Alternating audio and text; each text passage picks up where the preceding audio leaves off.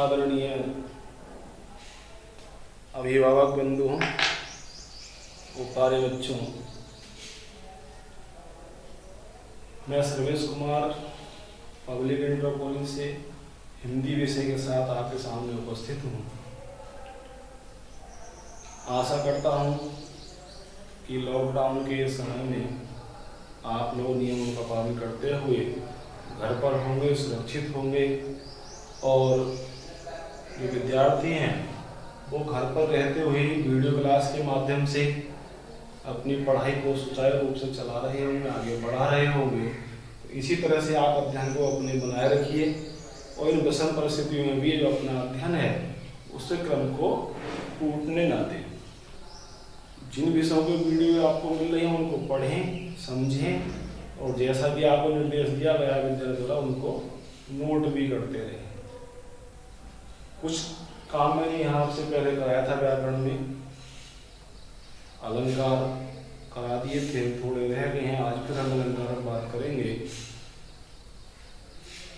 10, 11, 12 जो क्लास हमारी है, तो कुछ अलंकार ऐसे हाई स्कूल में हैं और उधर फिर फर्स्ट ईयर और इंटर में भी है। मैं आपको पहले बता चुका हूँ, इसलिए विस्तार से चर्चा इस पर नहीं करूँगा।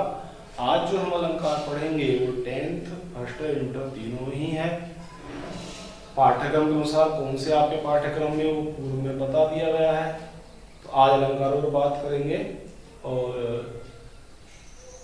अगर लिखे हुए हैं तो उसको चाहे दोबारा आप ना लिखें और लिखे हुए ना है तो जरूर लिखें, लेकिन पढ़ना ध्यान से। आप वीडियो को देखिए, पढ़िए और समझिए। और यदि लिखा हुआ नहीं है तो आप उसको जो आपने लिखाई वाला काम आप कर रहे हो उसको भी करते रहिए। ठीक, शुरू करते हैं आज की बात और आज बात करते हैं अलंकार पर। आज अलंकार हम पढ़ेंगे सबसे पहले उपमा अलंकार। क्या पढ़ेंगे? उपमा अलंकार।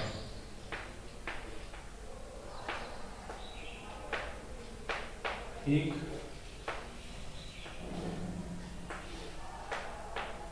उपमा अलंकार हम पढ़ेंगे। ये उपमा अलंकार हाई स्कूल के कोर्स में भी है और फर्स्ट ईयर और इंटर में भी है। ध्यान से देखेंगे। उपमा अलंकार क्या होता है? यानी समान गुण, समान आकृति लिख सकते हैं। समान आकृति, गुण अथवा धर्म के आधार पर, धर्म के आधार पर, धर्म के आधार पर जब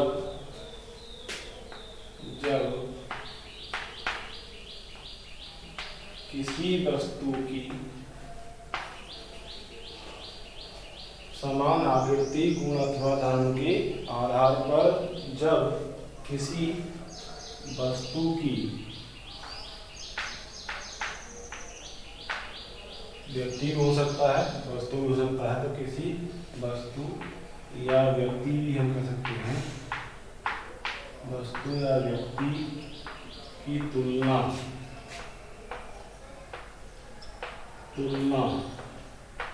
या समानता भी हम लिख सकेंगे। समानता भी हम उसको लिख सकते हैं। तो समान आकृति, गुण अथवा धर्म के आधार पर जब किसी वस्तु या व्यक्ति की तुलना या समानता किसी दूसरी वस्तु से की जाती है, किसी दूसरी वस्तु से, दूसरी वस्तु से की जाती है,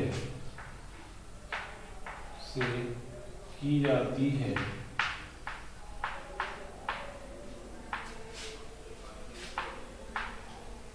वस्तु से की जाती है, तो वहाँ क्या होता है? हाँ, वहाँ उपमा अलंकार होता है। तो वहाँ उपमा अलंकार उपमा अलंकार होता है। ठीक, बिल्कुल आसान सा है कि समान आकृति गुण अथवा धर्म के आधार पर, या तो किसी वस्तु या व्यक्ति की समान आकृति हो, दोनों की एक सी, या दोनों के अंदर गुण एक सा हो, या धर्म के आधार पर। धर्म का मतलब इन धर्मों से नहीं जो हम लोग मानते हैं, धर्म का मतलब है उसकी विशेषताएं या गुण या उसका स्वभाव, उसको हम धर्म कह सकते हैं यहाँ पर। ठीक, तो समान आकृति, या तो किसी वस्तु की आकृति एक समान हो तो हम कहते हैं ये वस्तु तो उसके जैसी है। गुण एक सा हो, या धर्म या स्वभाव एक सा हो।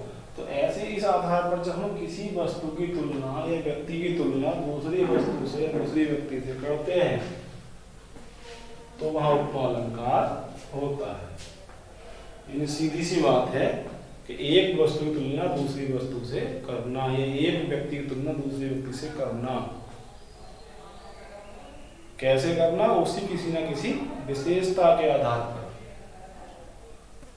क्योंकि हम किसी को भी ऐसे ही नहीं कह देंगे ये उसके जैसा है, ये तो ऐसा है, ऐसा, यानी कोई समानता हमको लगेगी, और समानता लगेगी तब हम ऐसा कह देंगे कि ये तो उसके जैसा है। यानी कुछ ना कोई चीज आकृति हो, गुण हो, या उसका धर्म स्वभाव हो, तो एक सा अगर हो दो वस्तुओं तो हम उनकी तुलना कर देते हैं। ठीक, इसी को हम कहते हैं उपमा अलंकार। उदाहरण लिख लेंगे। उदाहरण बहुत छोटे उदाहरण हैं, बड़े सटीक से हैं, आपको आसानी समझ में आ जाएंगे उदाहरण भी। उदाहरण पहला क्या लिखेंगे? हरिपद कोमल कमल से। बहुत आसान सा उदाहरण है, कोमल आगे लिख लेंगे। हरिपद, हरिपद कोमल, हरिपद कोमल कमल से। ठीक, यह आपका पहला उदाहरण हुआ, हरिपद कोमल कमल से। अथवा दूसरा उदाहरण लिख सकते हैं, एक पंक्ति के हैं और बिल्कुल सरल उदाहरण है, आपको एक ही बार में याद हो जाएंगे। अथवा दूसरा लिख लेंगे, पीपल पात, पीपल पात सरिस मन डोला। पीपल पात सरिस मन डोला, ये आपका दूसरा उदाहरण होगा। देख लेंगे ध्यान से।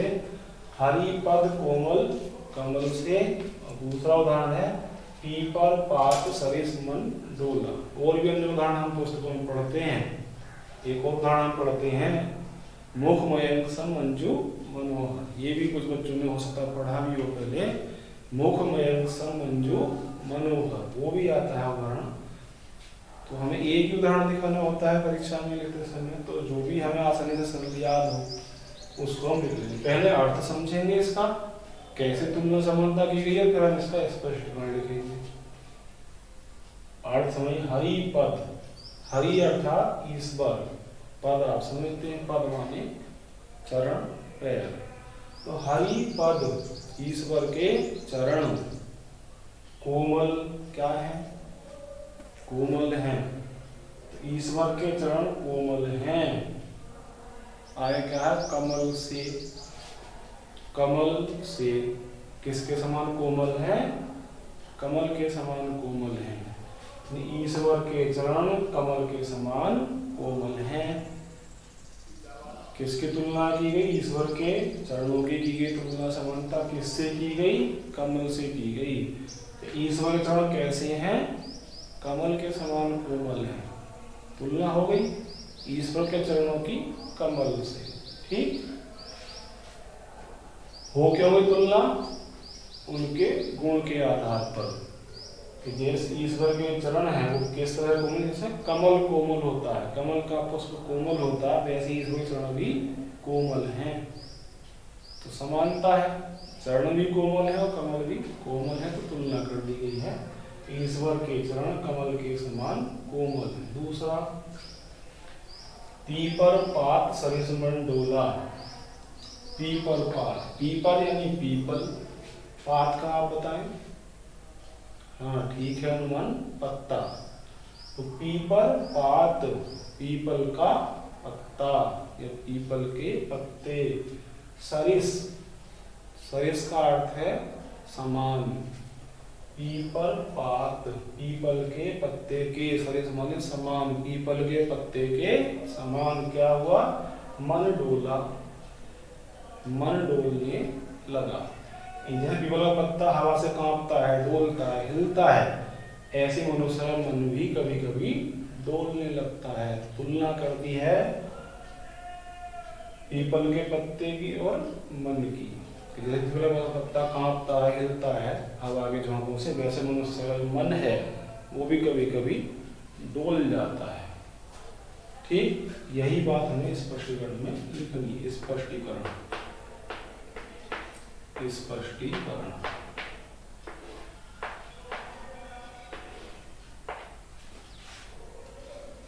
स्पष्टीकरण में उदाहरण के जो परिभाषा में लिखी, उदाहरण लिखा, कैसे इसमें उपमा अलंकार है वो हमें यहाँ बताना है। तो यहाँ हम पहले वाले को लिखेंगे, उपरोक्त उदाहरण में, उपरोक्त उदाहरण में, उपरोक्त उदाहरण में क्या किया गया है? ईश्वर के चरणों की तुलना किससे की गई है? कमल से की गई है। ईश्वर की चरण की तुलना कमल से की गई है। लिख देंगे, ईश्वर के, ईश्वर के चरणों की तुलना, चरणों की तुलना या समानता भी कह सकते हैं। ध्यान रखना है, तुलना या समानता। तुलना किससे की गई है? कमल से की गई है भैया, यह कमल के पुष्प से की गई है, कमल से की गई है, की गई है। अतः यहाँ, अतः यहाँ, अतः यहाँ उपमा अलंकार है। अतः यहाँ उपमा अलंकार है। ठीक, ये क्या हुआ? ये स्पष्टीकरण हुआ। परिभाषा लिखी, उदाहरण लिखा, और हमने पहले वाले का स्पष्टीकरण लिखा है। उपरोक्त उदाहरण में यानी इस वाले उदाहरण में ईश्वर के चरणों की तुलना कमल से की गई है, अतः यहाँ उपमा अलंकार है। ठीक, चरणों की तुलना कमल से की गई, इसलिए यहाँ का उपमा अलंकार है। अथवा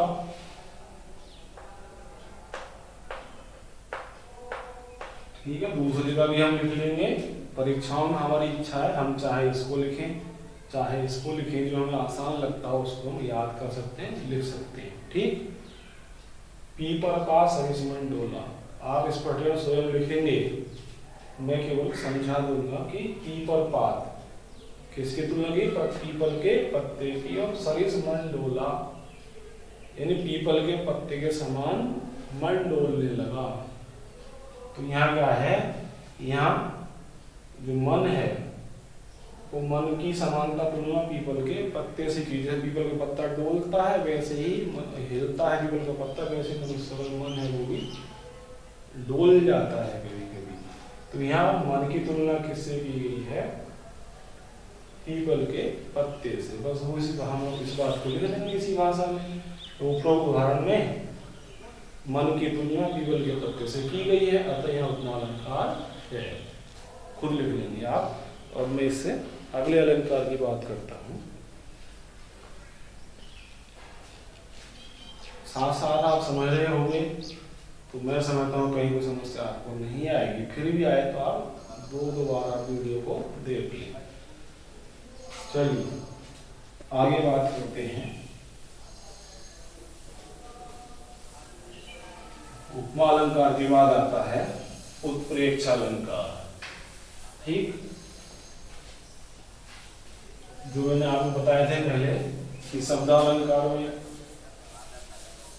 3 अलंकार आते हैं। बोर्ड को और साफ कर लेते हैं, थोड़ा हो सकता है आपको धुंधला दिखाई दे। तो शब्द अलंकार में हम 3 अलंकारों का अध्ययन करते हैं, अनुप्रास, यमक और श्लेष।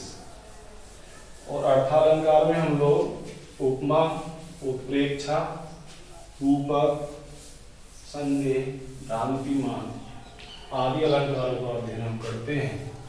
तो उपमा अलंकार को हमने समझा और आगे हम लिखते हैं दूसरा आज के विषय की उत्प्रेक्षा अलंकार।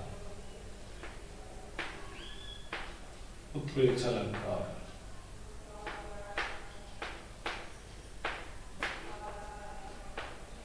उत्प्रेक्षा अलंकार वो बड़ी कक्षाओं के छात्र हैं, फर्स्ट ईयर इंटर के, हो सकता है उन्हें याद हो पहले से ही, तो बस एक बार और समझ लेंगे। उत्प्रेक्षा अलंकार क्या है, लिखते हैं आगे।